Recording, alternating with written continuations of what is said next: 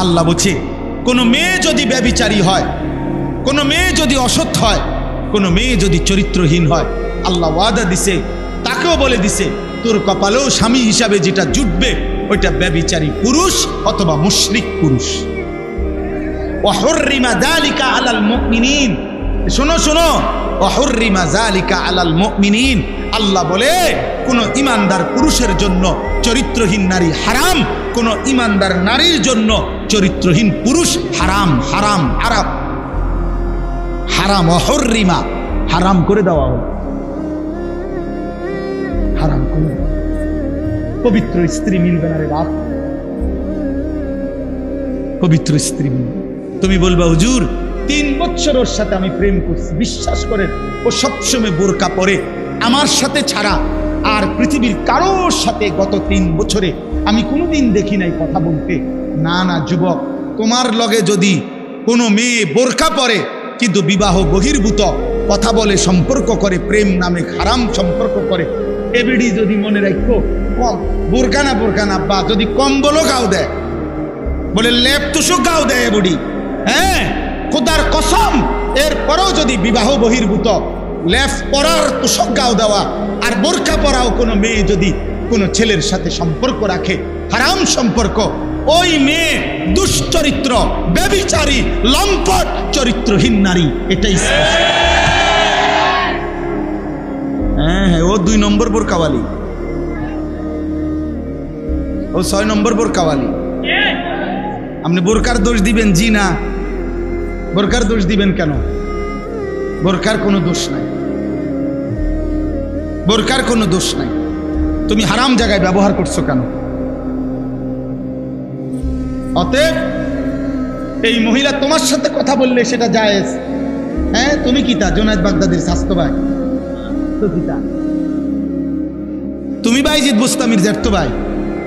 তাইলে কোনো বেহায়া মেয়ে তোমার সাথে কথা বললে এটা গুণা নাই, অন্যের লোকে কথা বললে তুমি এটা কি শোনাও? দয়া করো, আমরা যদি প্রত্যেকে এই 2 দিন ব্যাপী মাহফিলে, বিশেষ করে আমাদের এই শীতকালীন মৌসুমে আলহামদুলিল্লাহ ব্যাপকভাবে মাহফিল হয়, আমাদের প্রত্যেকের উচিত আল্লাহর কথা এগুলো অত্যন্ত মনোযোগ দিয়ে শোনা, আন্তরিকতা নিয়ে শোনা। এই আন্তরিকতার বরকতে আল্লাহ আমলের তৌফিক দিন, এটা আল্লাহর ওয়াদা।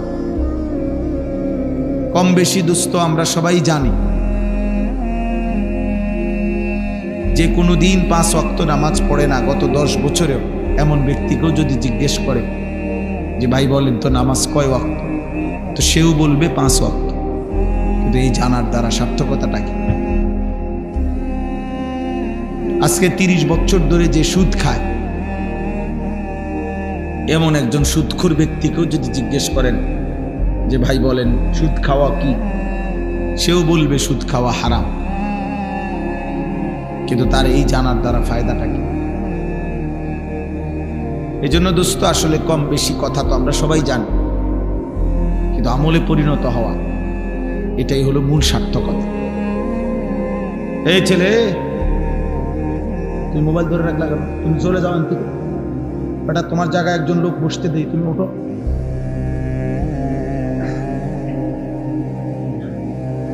কত মানুষ দাঁড়ায় রয়েছে, তোমার জায়গাতে একজন বসো। তাইলে এই জন্য আমলে পরিণত হওয়া, এলেম তখনই এলেম হয় যখন তা আমলে পরিণত হয়, যখন তা বাস্তবায়ন হয়। মুফতি শফি রহমতুল্লাহ আলাই বলছেন এলেম তখনই এলেম হয় যখন তা আমলে পরিণত হয়, আর নয়তো সেটা মালুমাত, অর্থাৎ এমনি জানে আর কি। যেটা আমলে পরিণত হয় না সেটাকে এলেম বলে না, সেটাকে বলে মালুমাত, কিছু বিষয় জানে। এরকম জেনারেল শিক্ষিতরাও ইসলাম সম্পর্কে, ধর্মকর্ম সম্পর্কে অনেক কথাই জানে, কিন্তু সেটা এলেম না যদি তা আমলে পরিণত না হয়।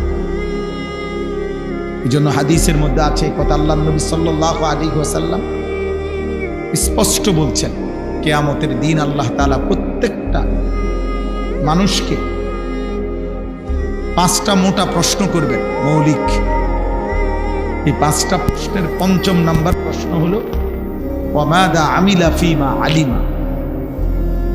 আল্লাহ তাআলা জানতে চাইবেন, বান্দা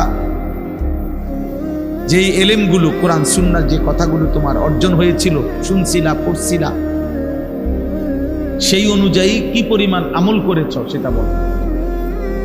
তোমার আমল বুঝায়। তাহলে কর্মে পরিণত করা, বাস্তবে পরিণত করা, এটা জরুরি। ওই যে ওইখানে একটা ছেলে, এই অসভ্য কোথাকার, বেয়াদব বেটা, ওঠ বেটা, ফালতু কোথাকার বেটা।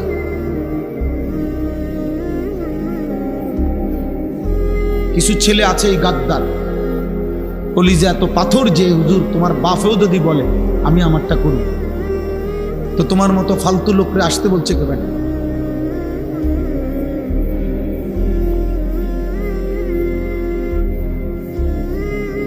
কলিজা শক্ত বানায়ও না বাবা, এমন পাষাণ হয়েও না যে পাষাণ দিলে কিছুই ঢোকে না, এটা লানত।